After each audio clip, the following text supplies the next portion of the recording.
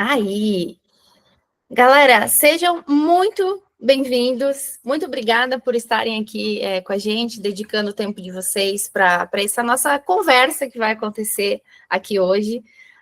Eu sou a Rafa Vigo, uma das organizadoras aqui do Fala aí PME, e a gente viu aqui que dos participantes, quase 70% nunca participou de um encontro nosso. Então, eu acredito que vale a pena compartilhar um pouquinho com vocês sobre a nossa comunidade. A nossa comunidade nasceu muito com o objetivo de compartilhar mais sobre o dia a dia da área de marketing de produto, que tem tudo a ver com o papo que a gente vai ter hoje. A gente estava sentindo muita falta dessas conversas, porque a gente vê muita teoria, né? Muito post no LinkedIn, enfim. E falta mesmo essa troca mais sincerona, né? Que é como a gente fala, sobre marketing de produto. E a gente está muito feliz porque muita gente tem se identificado com isso e tem se juntado a nós. Então, a gente já tem mais de 3.300 seguidores no LinkedIn, já somos mais de 500 pessoas na nossa comunidade do WhatsApp. Inclusive, é na nossa comunidade do WhatsApp onde tudo acontece, conversas, perguntas, sugestões de papos e formatos.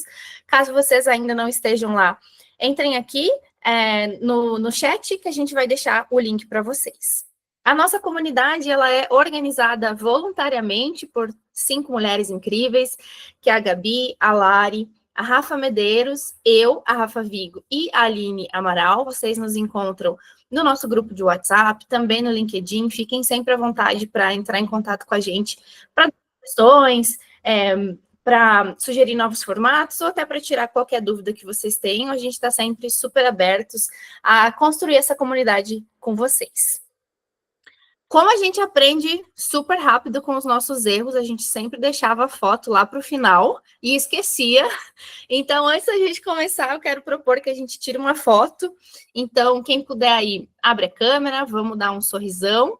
E a gente tira, depois compartilha ali no WhatsApp, compartilha também no LinkedIn. E se vocês puderem também compartilhar um pouco dos aprendizados que vocês tiveram hoje, ou se vocês gostaram do papo, o que mais chamou a atenção de vocês, marca a gente lá, que a gente adora ver o que vocês acharam e comentar também em cima das percepções de vocês. Então, bora tirar uma foto. Ô, Rafa, tira a apresentação. Ah, boa. Ó, Vinícius, até botou bexigas ali. Todos prontos? Gabi, você consegue tirar? Sim, vamos lá então, gente. Mais alguém? Eu adoro fazer mais alguém, porque sempre alguém abre a câmera. 3, 2, 1 e... Boa, gente. Mais uma aí para garantir. 3, 2, 1 e... Foi. Muito obrigada. Temos! Boa! Voltamos aqui, então. Último recado paroquial aqui é que vocês podem usar o próprio Mints para mandar as perguntas de vocês. A gente vai ter alguns minutinhos finais para respondê-las. E caso não dê tempo aqui, a gente responde também depois. Se o Parque e a Mafê, claro, puderem mandar áudio, responder depois, a gente também transforma em conteúdo, responde a gente mesmo ali na comunidade. Fiquem tranquilos que todas as perguntas vão ser respondidas, tá bom? Ô, Aqui... Rafa, Opa! desculpa te interromper, mas eu queria pedir para você contar para a gente um pouquinho da ideia do Papo de PMM. Claro, vou falar no próximo slide aqui sobre o Papo de PME. Galera, esse é um novo quadro, um novo formato que a gente está propondo aqui na comunidade, que é esse espaço para a gente ter conversas um pouco mais próximas e sinceras sobre marketing de produto. A gente costuma ainda, né, fazer bastante formatos em que tem bastante conteúdo expositivo. Eu acho que eles também são muito proveitosos, mas a ideia aqui até surgiu do Parque. Então, Parque, obrigada por ter trazido essa ideia, né? Quando a gente convidou o Parque, ele sugeriu que, ao invés de conteúdos, né, de PPTs, fosse mais esse papo mesmo, essa troca, e combinou super com a nossa proposta, que é não ser palestrinha. A gente não gosta muito dessas conversas de guru, dessas monte de frases prontas. Então, essa é a ideia do Papo de PMM. E hoje, o Parque e a Mafê toparam estar aqui com a gente e vão ter essa conversa com a gente. Eu vou apresentá-los aqui, vou me sentir o Faustão, vai ser bem legal, para a gente conhecer um pouquinho deles e depois a gente começa o nosso papo. Tá bom? Então, começando pelo Parque, que tem mais de 15 anos de experiência em B2B, de altos tickets, liderou e executou atividades de marketing, vendas e expansão de contas, foi fundador e CEO da plataforma Tech, que foi vendida ao Nubank em 2020, e hoje é professor da SPM, sócio da consultoria EZ Market, especializada em go-to-market, marketing e vendas de produtos de altos tickets B2B. Parque, seja muito bem-vindo e muito obrigado por ter topado e sugerido esse formato que é o Papo de PMM. Valeu, Rafa, muito bom. Obrigado pelo convite, agradeço vocês. Massa. E a Mafê, que é líder de produto na loja integrada, é jornalista e começou a se aventurar na área de produto em 2020 na Vetex. Fez parte do time de estratégia de engajamento global do El Hub, antigo de Gimpass, e agora lidera desafios como o reposicionamento da loja integrada nesse mercado super competitivo que é o de e-commerce. Mafê, também, muito obrigada por ter topado e seja muito bem-vinda aqui no nosso papo. Eu que agradeço, gente. É sempre uma oportunidade de aprender, então bora trocar uma ideia. Boa. Eu vou deixar os dois fixados aqui para vocês poderem acompanhar aqui a nossa conversa. E aí, para a gente começar o nosso papo e para quebrar um pouco o gelo, eu queria, Parque e Mafê, que vocês contassem um fun fact da carreira de vocês, algum fun fact profissional. Eu posso comentar aqui. Meu primeiro trabalho, vamos dizer assim, eu trabalhava nas férias, foi de vendedor. Eu tinha uns 14 anos, numa loja de informática, era a loja de informática do meu pai, para quem é aqui de São Paulo, lá na rua Santa Ifigênia, né, na época que você montava micro, CPU, você montava CPU, esse tipo de coisa. Então, meu primeiro trabalho foi de vendas em B2C, né, bem no balcão mesmo, e hoje eu sou especializado em B2B, alto ticket, grandes contas. Então, acho que um grande oposto, assim, era um contraste bem grande. Boa.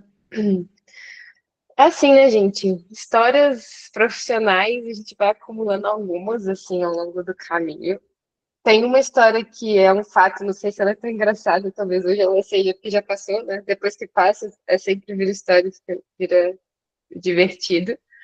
Mas eu entrei na Vetex final de 2020 e, curiosamente, eu herdei o stand de produtos do primeiro Vetex Day pós-pandemia e eu tinha, tipo, 1 ano e 4 meses de Vetex e, de repente, estava eu lá liderando um stand de 45 pessoas de produto do Vetex Day da Vetex. Então, foi divertido, foi.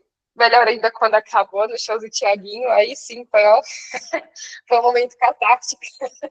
Fiquei 24 horas acordada naquele dia, mas valeu a pena, assim, foi uma super entrega, foi um aprendizado absurdo, e aconteceu de tudo, inclusive de descobrir que não tinham reservado, eram 45 pessoas no stand, então 45, 90 blusas, vocês imaginem, né? 2 dias de Vetex Day, de uniforme, a blusinha empresa, pá.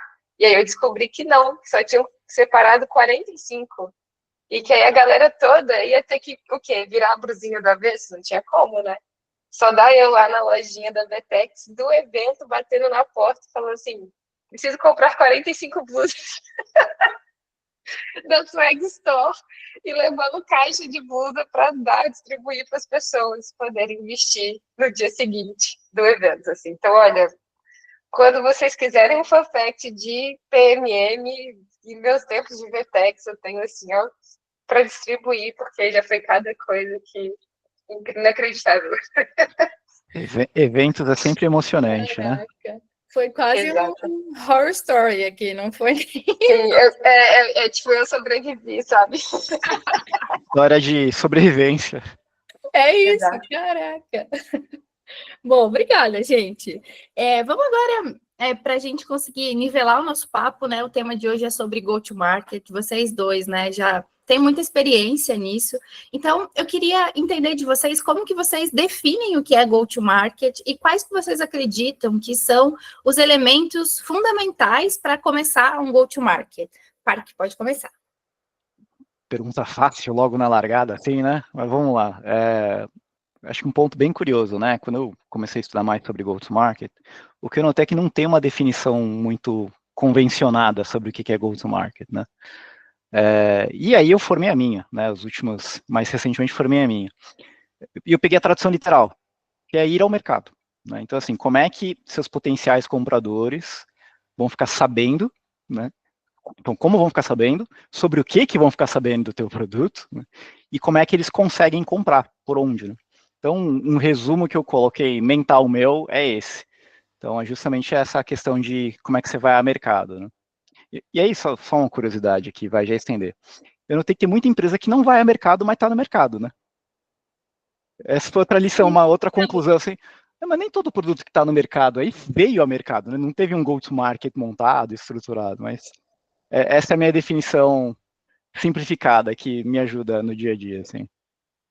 Adorei. Os produtos emergem. Emergem. Emergem, isso, emergem no mercado, exato. E para você, Mafê? Boa.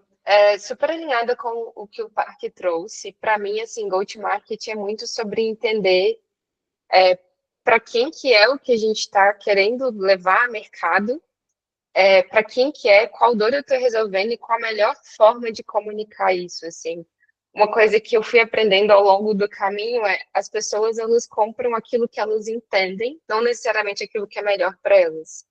Então, não adianta você rebuscar muito, usar aquele monte de termo sobre o seu produto, sobre o quão incrível ele é, se a pessoa não entender o que você está contando ali e não usar, no fim das contas, né? Então, você não está resolvendo o problema se a pessoa não está usando. Então, para mim, o go-to-market é muito sobre precisão, assim. Precisão na definição de para quem é, o que está resolvendo e como você vai contar isso para garantir que, de fato, vão usar o seu produto, assim. Muito bom. Acho que as definições se complementam, né? E vocês dois trouxeram que uma etapa, né, uma parte do go-to-market é o lançamento. E eu vejo que existe bastante essa confusão, né, entre lançar um produto e ter uma estratégia de go-to-market. Qual que é a percepção de vocês de como que a gente consegue diferenciar essas duas estratégias? O que é lançamento e o que é go-to-market? Boa. Posso começar aqui? Claro. É o pânico de todo PMM, né? Quando as pessoas traduzem o que a gente faz a lançamento. E que normalmente já chegam na nossa porta com o produto pronto. Assim, se tem um cenário de terror, isso me espanta muito mais que comprar 45 blusas de Vetex, honestamente, assim. Para mim, uma distinção é que, da mesma forma como você pode pensar num produto, sei lá, um carro vai ser lançado para o mercado, a publicidade está na ponta. E o lançamento, ele está na ponta de uma estratégia muito maior, né? Então, o lançamento de uma comunicação, de um lançamento, ele faz parte de um GTM, mas ele não é sinônimo de GTM. GTM é toda a estratégia desde o discovery, que o produto está sendo pensado, que a dor está sendo investigada, você fasear aquele produto ali, então ele vai ser testado, você vai estar perto coletando a percepção do cliente que está testando o produto. Eu já ia falar lojista, né, vindo de e-commerce, já usando os meus jargões aqui, tentando evitar. Então, você vai acompanhando todo o processo, influenciando todo o processo, até que você vai lançá-lo de fato, né, de uma forma ali publicitária. Você vai pensar campanha, você vai pensar landing page, você vai pensar toda a vitrine de como você vai colocar esse produto na rua. Então, para mim, a distinção principal é GTM contém lançamento, mas eles não são sinônimos. Definitivamente não. E não é só isso que PMM faz. Bem importante. Caraca, Mafê, se desse, a gente terminava aqui. Já deu a aula, já. Aula 1. Né? Nossa senhora, quem está aqui e quer entrar, né, em Product Marketing ou tem uma cadeira que recém ocupou, guarda essas frases aí, porque faz parte do nosso dia a dia também desmistificar isso, né? E você, Parque, o que você acha de diferente? Acho que não tem que tirar nem pôr o que a Mafê comentou. O que eu vou adicionar é que, às vezes, nem todo produto precisa de lançamento, nem todo produto ou serviço. Então, por exemplo, até fazer um parênteses, né, pessoal? A Rafa me apresentou, mas a minha especialidade é alto ticket. O que é alto ticket? É contrato de 500 mil para cima. Tá? Então, eu mesmo negociei contratos de 5 milhões, 6 milhões de reais. Para esse tipo de produto e serviço, às vezes você nem precisa fazer lançamento. Você tem um hall de potenciais contas tão pequeno, você vai oferecer de um em um mesmo, né? Então, eu acho que essa é a clareza que precisa dar. Lançamento é uma das grandes, é uma atividade bem grande, mas é uma das atividades que faz parte de go-to-market, né? E a base é conhecer muito bem o teu mercado, né? Quem são seus compradores e por que eles compram, quais são os atributos, né? Que é um buraco aí que às vezes fica. Esse é o papel de go-to-market, né? E aí você alimenta um lançamento de sucesso. Se o lançamento não tiver esses insumos, que aí é o trabalho, o papel, né, de go-to-market, aí o lançamento vai para o beleléu, é só atividade tática, né? Amei, Parque, que você já deu até o gancho para a nossa próxima pergunta aqui, que é, a gente falou bastante do que é essencial para fazer um go-to-market, né? Mas o que vocês veem de erros no go-to-market? O que faz o go-to-market ir para a balela? Vai lá. O que faz um go-to-market ir para balela? Nossa senhora, são tantas possibilidades. O que faz um go-to-market ir para balela? Se ele não resolve uma dor real, se ele não está endereçando uma dor que de fato resolve a necessidade da sua audiência, e aquilo, né? Uma mensagem boa não salva produto ruim. Então, você precisa garantir as etapas de teste, que está funcionando bem. Não ter bug não é indicador de sucesso de lançamento, pelo amor de Deus. Não ter bug é o mínimo que seu produto não pode ter para ele ir para a rua. Então, assim, para mim, o ponto principal é, de fato, estar endereçando a dor correta, de estar resolvendo a vida da sua audiência. E, hoje em dia, o que eu mais vejo de problemático é mensagem. E, assim, eu, estando no universo de e-commerce, eu vejo isso ainda mais multiplicado, que é uma histeria do eu sou o melhor. A melhor plataforma, a melhor performance, tudo gritando nesse mesmo lugar, assim, e muitas das vezes pouco traduzindo o que de fato é o seu diferencial. Assim, por que eu vou escolher você? Por que você resolve a minha dor? Né? Então, para mim, um go-to-market, assim, pontos-chave que podem dar muito problema é ele, de fato, não endereçar uma real dor e a mensagem, tipo, como você está comunicando isso, ser só buzzword. E não dizer nada no fim das contas, isso é mais uma histeria no universo de outras histerias, assim. All in one platform with AI. For every team. É isso aí. Para todo mundo, para tudo, não é para ninguém. Né? Eu faço tudo para todo mundo com AI, né? Tem que ter AI, senão não é produto, não dá para lançar. Está ultrapassado. Eu já vou engatar aqui minha resposta, né, Rafa? Eu vou, talvez, não o problema em si, é o problema. O que eu acho que é o problema raiz, né, que está lá no cerne, é não conhecer de fato o potencial comprador. Então, acho que e quando eu falo potencial comprador, é inclusive segmentar, né, essa brincadeira do all in one for everybody aí para todo mundo, não é para todo mundo. Ainda mais se vai lançar um produto, né? Se você é um player que, né, está cheio de incumbentes, você vai ser um player pequeno, não adianta você querer brigar de frente. Né? Então tem um trabalho aí, já pensando no go-to-market, na estratégia de go-to-market, em qual segmento eu vou lançar? Essa é uma pergunta super importante de responder. Né? E como é que você responde isso? Indo lá, entender o mercado de compradores, né? E se preocupa um pouco menos, tem que falar para o C-Level, cara, não se preocupa tanto com o concorrente agora. Vamos entender buyers, compradores, quais são os diferentes segmentos, o que cada um dos segmentos mais valoriza. E aí fica mais fácil de achar o diferencial, né, que a Mafê comentou. Então, para mim, um problema cerne, um problema raiz, é em não entender o mercado, não entender os potenciais compradores e fazer a segmentação correta, correta no sentido de achar o melhor segmento para você entrar ou expandir. Né? Perfeito, gente. Nossa, muito, muito legal, muito interessante as duas visões. E a gente falou de muitos possíveis caminhos para um go-to-market, mas todos eles partem, né, de uma mesma definição. E numa linha assim, para a gente pensar de teste e mensuração mesmo, o que vocês olham como métricas quando vocês estão definindo um go-to-market? Conta lá, Parque. Tá pensando. As mais difíceis ficam para mim, é isso? Para eu responder, peraí, vamos lá.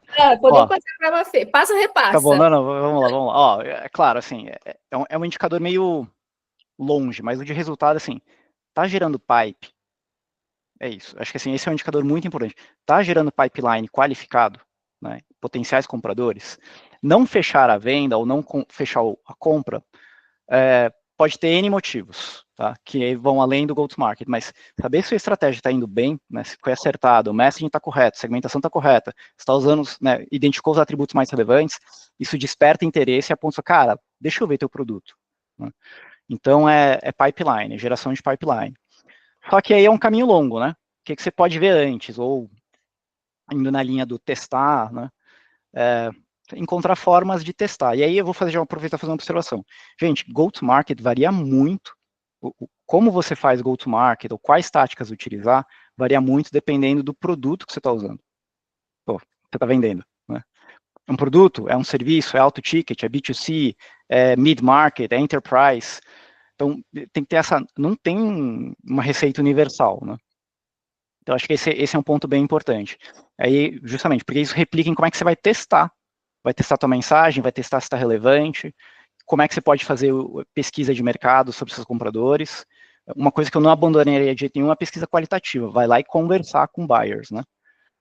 Independente se é alto ticket ou baixo ticket. Mas pegando o meu caso, que é alto ticket, putz, eu olho muito pouco para, assim, vamos analisar uma planilha com vários dados, tá? O qualitativo tem um peso muito elevado. Né? Ao passo que se você tem um produto que é de mais volume, sei lá, um SaaS, olhar o quantitativo é super importante também. Né? Então, mas eu até me perdi aqui, me empolguei na minha resposta. Os indicadores, né? Então, eu, assim, na ponta, tá gerando pipe? É isso. Tá gerando levantada de mão, tá gerando teste de produto, é isso. Boa. Eu tô super em linha. Aqui eu vou trazer um pouco aí de um exemplo, porque no caso, eu já tive na Vetex, onde era Enterprise, e hoje eu tô na loja integrada, que é Mid-Market, né, especialmente, assim. E aí aqui tem algumas distinções. Eu vejo que existe uma frente, olhando indicadores, assim, métricas de sucesso, nesse lugar de monetização. Então, se eu estou atraindo novas receitas, tipo, então eu estou atraindo potenciais novos lojistas, por exemplo, para a loja integrada, a partir da proposta de valor do meu produto. Eu olho também para minha capacidade de upsell, então, contratações de plano, novamente, baseado na proposta de valor do meu produto. E existe o lugar da adoção. Aí aqui é aquele B2B2C, assim, porque no meu caso, eu sou contratada pelo empreendedor que também é quem opera o e-commerce, que é, enfim, multifuncional. Na Vetex eu não tinha essa realidade tão grande, porque quem contrata a Vetex não é quem opera. Então, a adoção de algumas, né, enfim, de módulos, de funcionalidades, era mais secundário, porque no fim do dia, assim, o nosso foco era vender a plataforma, não era o minucioso, às vezes, de entrar na adoção de uma funcionalidade específica. Hoje eu já vivo a outra realidade, que eu preciso que quem contratou use as funcionalidades para ver muito valor no que a gente está ofertando, porque também eu preciso garantir que, por meio das funcionalidades, quem comprou está tendo resultado, aumento de receita, está vendendo mais. Então, também eu adoto indicadores de adoção de funcionalidades, né? Adoção e engajamento. Se uma vez um novo módulo, uma nova funcionalidade, enfim, está disponível, quantas lojas de fato ativaram, usaram, venderam mais por causa dessa funcionalidade? O que a gente tinha projetado, quanto que a gente alcançou da nossa base, quem ainda não está usando e deveria estar, porque a gente sabe que a projeção de receita seria maior. Então, eu levo em consideração para um GTM. E aí, aqui, o GTM não se baseia só no tá lançado. Tem o depois. E depois que foi para a rua? Eu preciso garantir que estão usando. Então, a adoção, os indicadores de adoção estão muito atrelados a isso. Assim. Então, são os lugares de onde eu parto da minha realidade hoje, até trazendo um pouquinho de Vetex também do que eu preciso olhar. Massa. Concordo demais. Acho que nada pior que um go-to-market que acaba quando o produto é lançado, né? E eu gostei que vocês abordaram que a gente pode variar as estratégias de um go-to-market a depender do produto, da indústria, do tamanho da empresa. Como que vocês veem essa diferença em relação à maturidade ou às fases de um produto? Então, como que é um go-to-market para um produto que está numa fase inicial, que está sendo apresentado ao mercado, e um go-to-market de um produto que já está estabelecido, mas por exemplo, uma nova funcionalidade, uma atualização um pouquinho até do que a Mafê falou. Como que vocês acham que essa estratégia varia nesses dois cenários? Mafê, pode começar? Posso. Varia muito, né? Eu vou tentar dar alguns exemplos, assim, até para tangibilizar na conversa. Você pode seguir um go-to-market super redondinho de o mundo ideal. Ai, nossa, fui envolvido desde o alfa, né, do teste ali, Discovery Alpha, conseguiu participar de entrevista com os clientes, esteve super perto, conseguiu ir evoluindo a partir disso, aí o produto passou de alfa, beta fechado, beta aberto, foi para todo mundo, enfim. Existe esse caminho super linear. Eu também já vi, o ponto precisa ser testado, mas nem sempre precisa ser tão, né, certinho, assim, porque a grande questão é você ter certeza que você tem um produto bom o suficiente para ser escalado, né, para ser escalável e conseguir atender a dor da sua audiência. Então, eu vejo que depende muito de...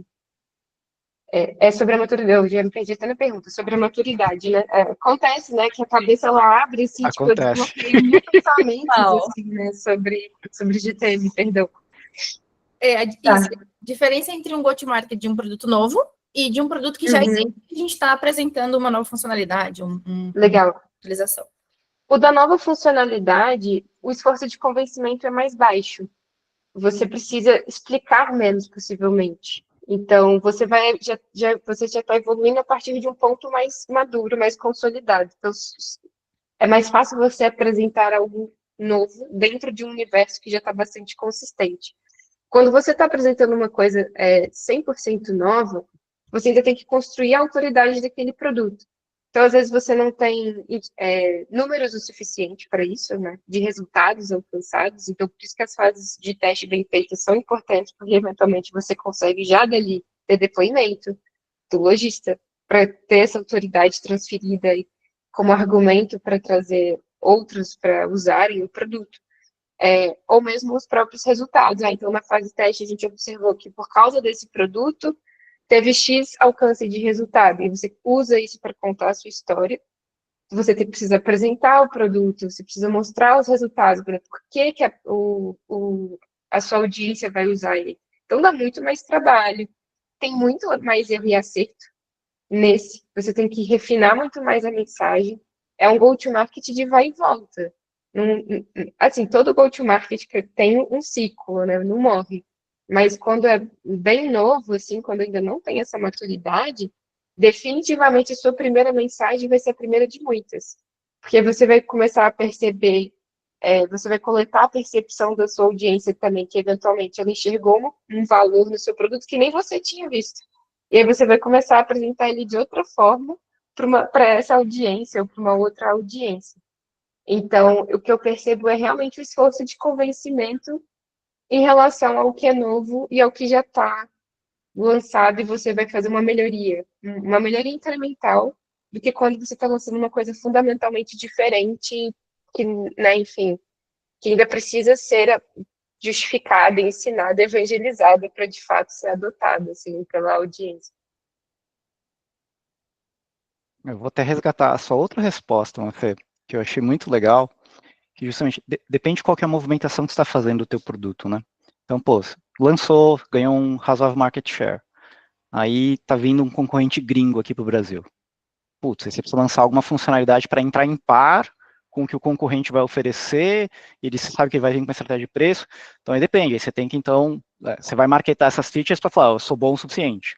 Ou pode ser que você esteja fazendo uma estratégia de lançar novas features para poder fazer upselling, para cobrar mais caro. É uma outra estratégia, né? E aí também tem um convencimento, menor do que adquirir o produto, mas é um convencimento de, paga mais caro, né? Ou para retenção, putz, por algum motivo vocês estão vendo tão churn, porque é um movimento concorrente, mas como é que vocês fazem retenção? Então, acho que vai depender muito de qual que é o momento que o produto está, qual que é a estratégia que a empresa está considerando. E um segundo ponto que eu queria trazer de forma bem explícita, gente, quando a gente fala de lançamento e tal, o produto já é um produto maduro. Então, depende, principalmente para quem trabalha com produtos muito grandes, qual que é o alerta? A questão da maturidade do produto depende do mercado. Pode ser que o teu produto é do segmento, né, do mercado do segmento. É super maduro no segmento de indústria. Mas para a galera de health, nunca ouviram falar de você. É praticamente um lançamento. Então, só lembrar que quando a gente falar um produto maduro, é sempre o par. É o teu produto com um determinado segmento. Pode ser que um outro segmento lá nunca ouviu falar de vocês, né? Sei lá, algum RP gringo chegando aqui no Brasil. Cara, que é SAP, Oracle, TOTUS, né? E outros nacionais. Vai chegar um gringo que é gigante lá na Europa. Ninguém nunca ouviu falar. Né? Então, acho que vale sempre lembrar desse par. O teu produto com um determinado segmento. Aí você pode falar que é maduro, ou se é um novo entrante, né? Cara, muito legal. Perfeito.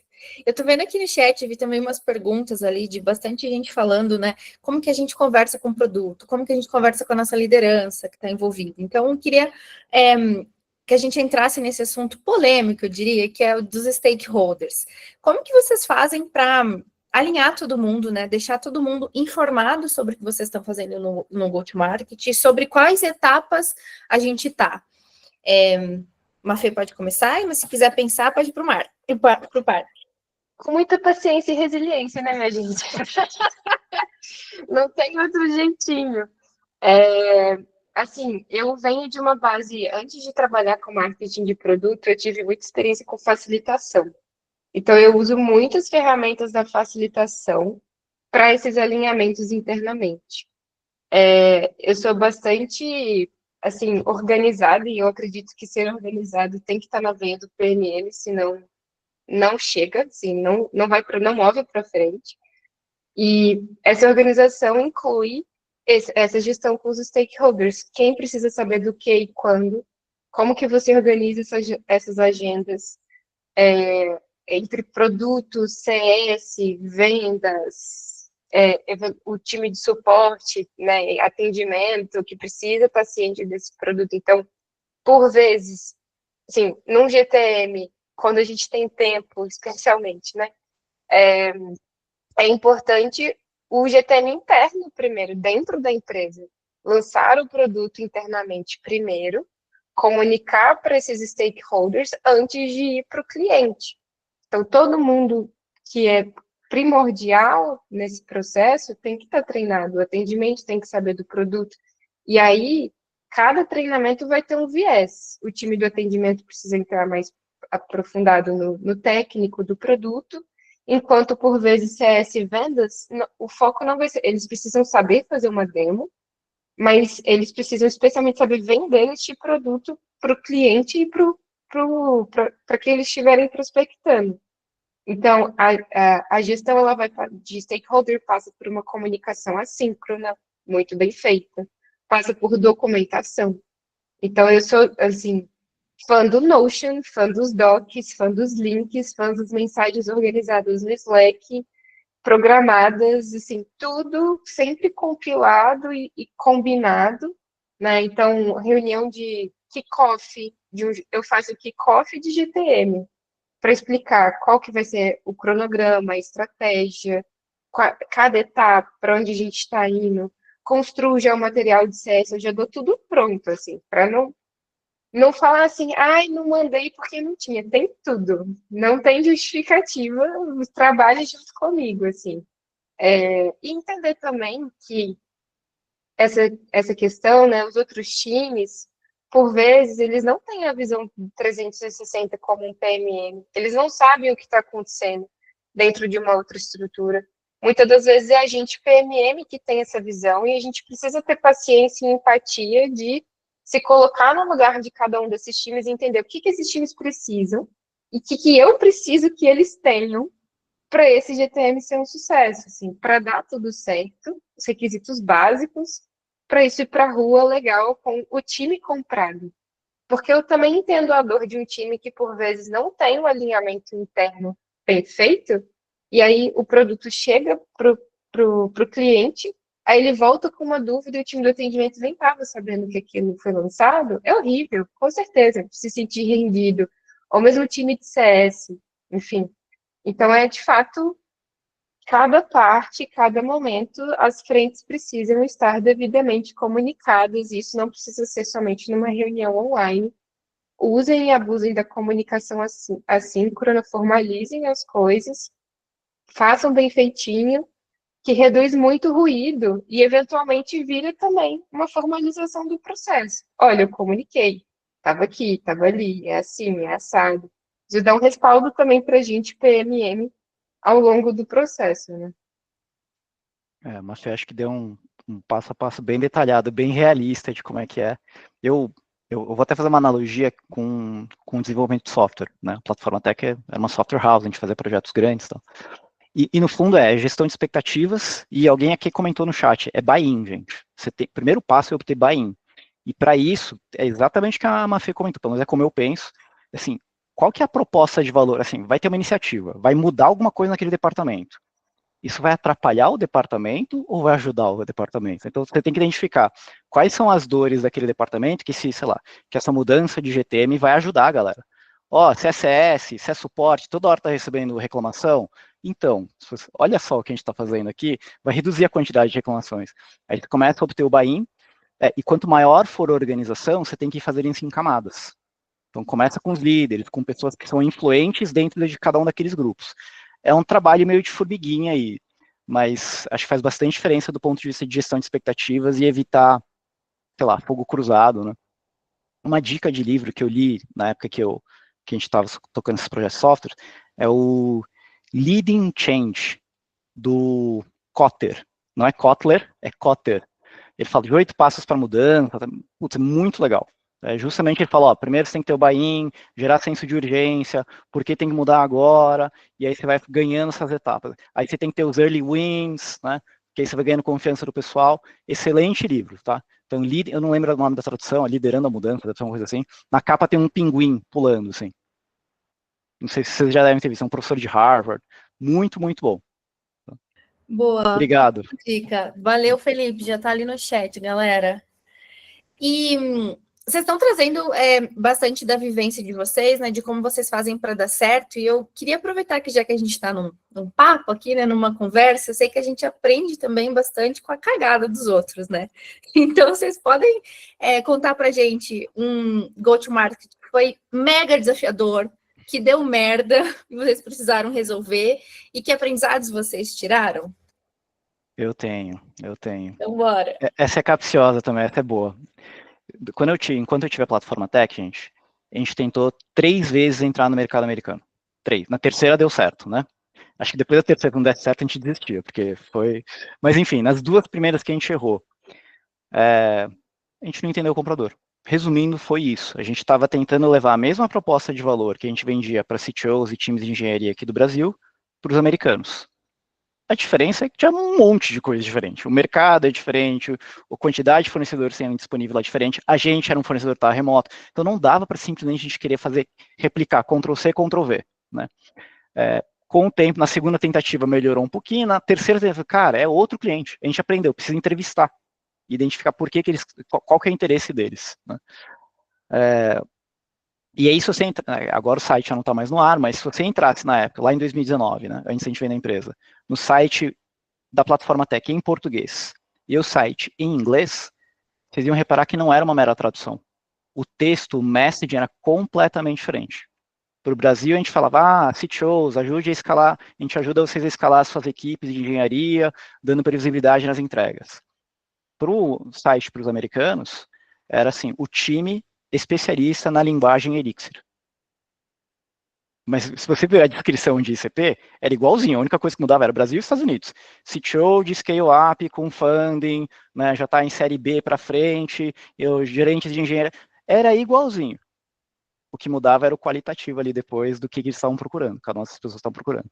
Então foi doído, né, a gente teve tentativas frustradas por anos de entrar no mercado americano, e a hora que a gente entendeu, cara, tem que entender qual que é o segmento que você quer atender, quais são as dores, o que eles estão procurando. E aí a gente conseguiu identificar o nosso diferencial, aí engrenou. Nossa, eu estou super em linha assim, com o que o Parque trouxe, porque existe essa distinção entre tradução e localização, né, da mensagem. Assim. Então, quando você trabalha para um produto que vai além do seu idioma, já é um desafio. Gente, CPMM em português já é difícil, CPMM no seu idioma não nativo é assim, 3 vezes mais difícil, pelo menos, juro. E existe essa dor da mensagem, dessa precisão, então eu concordo super nesse desafio também. Falando do meu lado, quando eu estava na Vetex, o meu desafio passou por aí, mas no caso, o meu GTM bem desafiador foi da virada do novo painel da admin da Vetex, porque na época eles queriam ter uma experiência completamente diferente. Porque quando a gente começou a entrar no mercado americano, a experiência da plataforma era muito diferente das plataformas americanas. Então, começou-se um projeto de mudar a experiência da plataforma da Vetex. E aí, apresentar isso para Europa, América Latina, Estados Unidos, e era um lançamento, um GTM, que envolvia simplesmente todos os times de produto da Vetex. Porque todos os módulos seriam alterados. Então, assim, a nível de gerenciamento de stakeholder, era só o que eu fazia. Era um grande gerenciamento de roadmap, de ficar pleiteando espaço no roadmap de cada time de produto, a virada do módulo, de forma coordenada, para que a gente conseguisse migrar toda a base de lojas para nova experiência em determinado tempo, assim. Então, desafios não faltam em GTM de coisas que dão errado. É idioma, é roadmap de produto. Por vezes, você fica... Teve um aprendizado que eu tive muito importante, que é de não condicionar o cronograma de comunicação com o produto, né? Então, você não gerar dependência em algum nível. Mas, às vezes, a gente fica rendido com a evolução do produto porque é o que você está ofertando. Você precisa disso para colocar na rua. Então, assim, nossa, consigo pensar em algumas coisas, mas não consigo pensar uma coisa de um GTM que deu errado, né? São nessas nuances, assim, que a gente vai aprendendo muito, muito mesmo. Alguma coisa sempre dá, né? Eu gosto sempre de pensar que tudo no go-to-market é uma hipótese, né? A gente define e a gente quer validar. Então, a gente sempre vai aprender com alguma definição que a gente fez errada, alguma entrevista que a gente não fez, um alinhamento que a gente deixou de fazer. Muito bom, gostei bastante. E como estamos, né, mais uma vez, numa conversa aqui, eu quero propor agora para a gente um bate-bola, um jogo rápido, uma Marília Gabriela aqui, para vocês responderem o que vem na cabeça de vocês sobre alguns temas, tá bom? Então, o primeiro é uma referência ou um case de go-to-market que vocês acham que vale a pena a galera conhecer, que vocês acham legal. Eu vou ser clubista, mas não é sobre a loja integrada. Mas, tendo vindo da base, eu fiquei muito positivamente impressionada com o Vetex Vision, assim, com que o time conseguiu organizar e lançar. Cada vez mais as plataformas têm ido nesse lugar do lançamento do relâmpago, né? Então você faz um grande lançamento, uma grande comunicação, uma vez só com um grande volume de novidades, assim. E imageticamente falando, esteticamente, toda a comunicação, como isso ficou amarrado no Vetex Day, sim, foi, sério, brilhante, honestamente, sim, parabéns, time. Já fica aqui o reconhecimento, mas é um formato de tipo de GTM, de comunicação de GTM de produto SaaS que eu gosto muito, fica muito legal.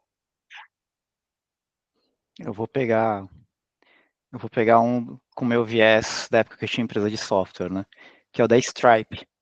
A Stripe, putz, gateway de pagamento, produto super complexo, você precisa de várias áreas para aprovar a compra, e geralmente quando você tem esse tipo de produto, o que você tem? Tá, eu vou pelas cabeças, C-levels, né, decisores, e eles fizeram o caminho contrário, né? Foram pelos devs, que é a galera que está no front ali do dia a dia, e eles abordaram assim, cara, todos os gateways de pagamento têm uma documentação que é uma porcaria, umas APIs para teste são uma porcaria, vão fazer um baita produto do ponto de vista de engenharia.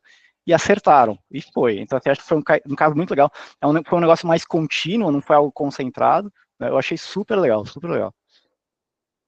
Gosto. Nossa, E até hoje eles são reconhecidos, né? Dessa forma, como essa E tão gigantescos, né? Gigantescos. Eu e a Gabi sofremos bastante com eles quando a gente trabalhava no eventos, né, Gabi? Adorei os 2 exemplos. E segunda pergunta, mais pessoal, assim, o que vocês acham que é a parte mais chata do plano de go-to-market? Eu já sei, mas é a parte do lançamento do go-to-market. Gente, eu odeio fazer landing page. Você quer me matar? É me colocar para ficar fazendo wireframe de landing page. Eu redijo quantos documentos de mensagem vocês quiserem. Eu hierarquizo quantas informações vocês quiserem. Mas ficar mirabolando, eu sou uma criativa funcional. Eu não sou criativa nesse lugar imagético, assim. Então, eu sofro a cada vez que eu mesma defino que o GTM, uma comunicação, vai ter uma landing page, porque eu tô cavando a minha própria cova de ficar chorando e depois levando pro diretor de marca assim, me perdoa, era o melhor que eu podia fazer, toma. E aí ele vai e pega e faz uma coisa infinitamente melhor e mais bonita. Mas enfim, o meu sofrimento é a landing page, sem dúvida. Nesse aspecto, acho que eu tive bastante sorte, porque na Petec eu era CEO, então eu conseguia delegar muita coisa, né? E agora, como consultor, eu também tenho uma certa limitação de até onde eu vou no tático operacional. Mas o que eu ia falar que a parte mais chata, geralmente, é a parte mais tática operacional. Eu ia comentar, assim, alguma parte relacionada à parte de documentação, tal. Aí, quando vai saindo do estratégico e indo mais para o operacional, eu começo a aí já não é tão legal, assim. Mas, no geral, hoje eu dou sorte que na parte de consultoria eu consigo pegar todas as partes legais, né? É entrevista, é gerar os insights, né? Pensar em posicionamento, pensar em mensagem, dar as diretrizes de messaging. Então, mas eu vou em linha ali com a Maria Fernanda, não tão específico em landing page, mas as partes mais operacionais eu não sou muito fã, não. Tá certo. Gente, consultoria, gostoso demais, né, Par? Quando a gente contrata, inclusive, a gente fala, pô, só fazem trabalho legal, né? A gente que fica com o trabalho grosso aqui, de traduzir tudo. Boa. E aí, a última pergunta aqui nesse bate-papo vai ser bem legal, vamos ver quem vai ser eleito aqui. Se vocês pudessem criar uma lei mundial que todo mundo tem que respeitar quando vai fazer um go-to-market, qual seria?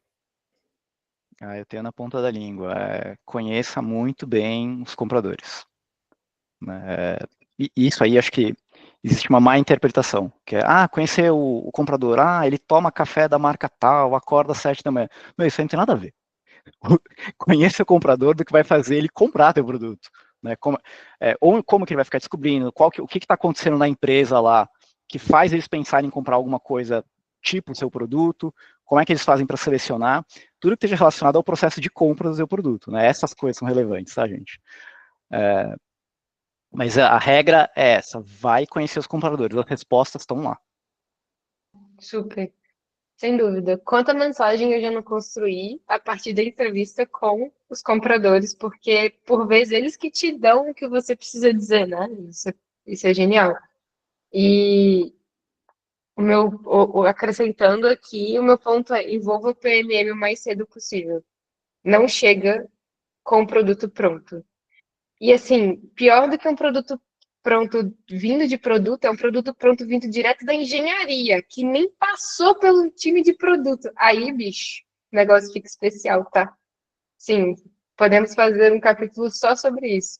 Mas, eu envolvo um PMM o mais cedo possível. De preferência, desde a definição da estratégia inicial ali, antes mesmo do discovery, quando faz o documento de produto, envolvo um PMM. Amei. Compartilha, gente. Vamos enviar essas leis aí até chegar em quem precisa. CEO, diretor de produto, papa, quem for. Mandem aí também no chat quais seriam as leis de vocês.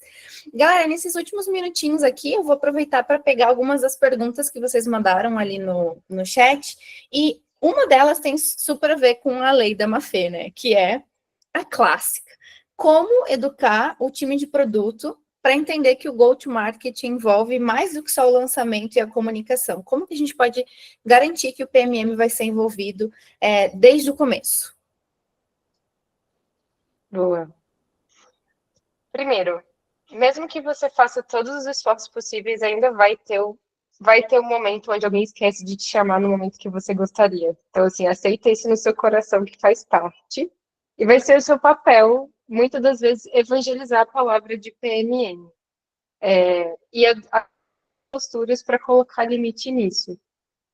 Práticas. Uma coisa que eu fiz, por exemplo, na loja integrada, eu revisei todo o processo de lançamento de produto. Eu documentei tudo assim, como a gente lança produto na loja integrada, tipo, Notion. Sentei com todos os PMs e falei, gente, esse é o processo. No dia seguinte já tinha gente fazendo errado do que a gente combinou. Eu fui lá, peguei o link e falei, olha, se a gente não seguir por esse caminho, quanto mais sinérgico a gente for aqui, melhor para todo mundo. E aos poucos também você vai tendo a oportunidade de mostrar o valor do trabalho de PMM, né? Então, assim, às vezes você vai precisar se intrometer um pouco para mostrar, tipo, olha, se você me chamar nesse momento aqui, olha como eu posso agregar. Então, eventualmente, você está vendo que tem uma coisa sendo feita no time de produto e que não estão vindo até você, vá você até o time. Entenda como estão as coisas e entenda como você pode acrescentar naquela conversa. Eventualmente, eu tive a oportunidade de dar visibilidade para o time sobre outras formas de se lançar produto que eles ainda não tinham considerado. Quando eu revisei o processo e mostrei que eu acreditava que o formato anterior não funcionava para a loja integrada, eles se sentiram muito representados, eles não gostavam, mas eles não sabiam que tinha outra forma de fazer. E aí, à medida que você vai se envolvendo e tendo a oportunidade de fazer junto, você vai mostrando o valor do seu papel ali, e o próprio time começa a te procurar, porque eles querem trabalhar junto. Então, é um processo. Tem que ter paciência, tem que ter resiliência, tem que evangelizar, sim, a palavra de PMM. Você vai precisar dar um passo para trás, se explicar, para conseguir avançar juntos. É natural. É divertido? Nem sempre. Boa parte das vezes, não. Mas é o que vai fazer com que, eventualmente, vire a chave e vocês consigam, de fato, o time te veja como um aliado, entenda o seu papel ali, e isso deixa de ser um grande problema, uma grande dor. Escutando a Mafê, me faz pensar que, de uma certa forma, vocês precisam exercer liderança sem ter um cargo, sem ter hierarquia, para poder gerar influência, né? Articulação e influência. Então, de uma certa forma, e aí vamos pensar assim, dentro do ambiente corporativo, né? Como é que você consegue exercer influência? Então, ou você tem hierarquia, poder, né, formal, nem sempre é o caso, né? Raramente é o caso, que a gente não manda nos departamentos. E o outro é através de autoridade, né? Então, se você conseguir construir uma autoridade técnica, pessoal, né, autoridade técnica e os outros departamentos, outras pessoas enxergarem que você é uma pessoa, alguém colocou aqui, alguma pessoa aliada. Pô, show. Aí você ganha esse capital político, né, para conseguir articular lá dentro e exercer essa liderança ao redor de go-to-market, lançamentos, né? Então, de forma ampla, essa é a minha resposta aí que eu daria. Amei. Eu acho legal também falar, gente, que quando vocês mandam essas perguntas, assim, parece que isso acontece com a gente, né? Porra, só na minha empresa que eu sou só envolvida quando tem lançamento. E é em todas, gente. Acho que não em todas, mas talvez em 90% das empresas. Então, é muito legal compartilhar, né, dessas visões para a gente entender que esse trabalho de PMM, ele é contínuo. Tomara que não para sempre, mas pelo menos por agora, é sempre esse papel, né, de engajar, de liderar e de convencer, né, que a gente tem valor de estar desde o início da jornada. Muito bom. Gente, já vai dar o nosso tempo aqui, a gente anotou todas as perguntas aqui, e aí depois, de novo, o Parque Mafê, se vocês quiserem, né, responder, a gente pode até mandar ali no grupo, eu vi que vocês entraram, então a gente compartilha lá. Eu quero só voltar aqui para a apresentação, mais uma vez, porque eu quero compartilhar aqui com vocês, primeiro, o nosso feedback. Então, eu já vi que vocês mandaram ali no chat que vocês acharam o formato bem legal. Se vocês puderem depois gastar um tempinho ali dizendo o que vocês mais curtiram e até sugerir temas para os próximos, vai ser muito legal. Tá aqui no chat o link. E o próximo é um spoiler. A gente sempre faz isso aqui nos nossos encontros online, então quem está sempre com a gente aqui recebe a informação primeiro, que é o nosso próximo encontro, que vai ser um Chega Junto PMM. Para quem nunca participou, é um encontro ali exclusivo para a nossa comunidade, em que a gente chama participantes da comunidade mesmo, às vezes são vocês mesmos, né, que se disponibilizam para participar. E o nosso papo vai ser sobre a atuação de PMM em B2C versus B2B com o Felipe Barbosa, da Nubank, e a Raira Costa, do PicPay. Vai ser bem legal, tá também aqui no chat já o link de inscrição, e a gente também vai compartilhar bastante lá pelo nosso WhatsApp, tá bom? Galera, muito obrigado pela participação de todos vocês, eu vi que quase todo mundo ficou até o final, acho que é um bom indicativo de que o papo estava legal, né? Parque Mafê, muito obrigada pela gentileza de compartilhar mais o dia a dia de vocês, de toparem participar. Sigam os dois também, eles têm conteúdos ótimos. E fiquem à vontade também de conversar mais sobre isso ali na nossa comunidade. Muito obrigada, viu, gente? Obrigada a vocês, gente. Obrigada pela participação também, pelo engajamento. Boa noite, bom descanso. Valeu, pessoal. Tchau, boa noite. Boa noite, gente. Tchau, tchau. Tchau, tchau. Tchau.